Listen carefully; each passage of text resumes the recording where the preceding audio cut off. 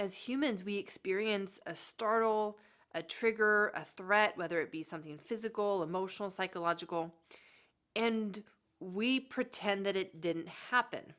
We fake it. We fake that we're just fine on the surface, and inside, we're terrified.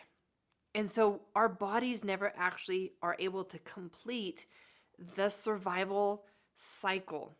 And this is what happens then with over time, our body starts to accumulate the stress and the trauma because we're not completing the cycles as we go through life, like the animal kingdom is.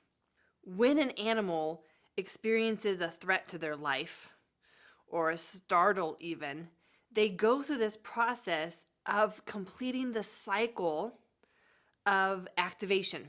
And just by activation, I mean when we go into a survival pattern, there is activation because it's a threat that activates our nervous system to fight for our life, to defend ourselves. This is known as the sympathetic state.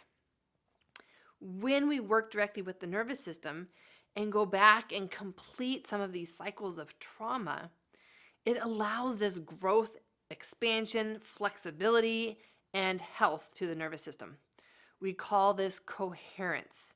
And this is where your nervous system is in this flow and it's not stuck in these patterns of reaction of either overreacting to something or underreacting to something.